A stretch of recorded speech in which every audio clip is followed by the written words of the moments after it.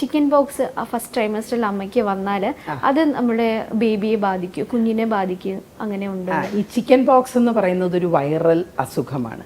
Viral അസുഖങ്ങൾ ഏതു വന്നാലും കുഞ്ഞിന് ബാധിക്കാം എന്നാണ്. പക്ഷേ ചില വൈറൽ അസുഖങ്ങൾ തീർച്ചയായിട്ടും ബാധിക്കും എന്ന് പറയുന്നതിൻ്റെ ബാധിക്കാം എന്നുള്ള ഒരെണ്ണമാണ് ഈ ചിക്കൻ ബോക്സ് എന്ന് പറയുന്നത്.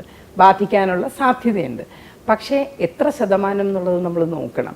ഇപ്പോൾ ഒരാൾക്ക് ഒരു ഇൻഫെക്ഷനും വന്നില്ല, ഒരു കുഴപ്പവും ഇല്ലെങ്കിലും നമ്മുടെ ഈ സാധാരണ ഗർഭിണികളിൽ 2% ഗർഭിണികൾക്ക് ഏതെങ്കിലും തരത്തിലുള്ള അംഗവൈകല്യം വരാം. അപ്പോൾ ചിക്കൻ ബോക്സ് കിട്ടിയ അമ്മയ്ക്കും 2% ഉള്ളൂ ആ അംഗവൈകല്യങ്ങൾക്കുള്ള സാധ്യത. അപ്പോൾ നമ്മൾ സാധാരണഗതിയിൽ അവരോട് പറയും, സാധാരണ ജനങ്ങൾക്ക് 2% വരാൻ, അതേ സാധ്യതയേ ഉള്ളൂ ചിക്കൻ ബോക്സിന്.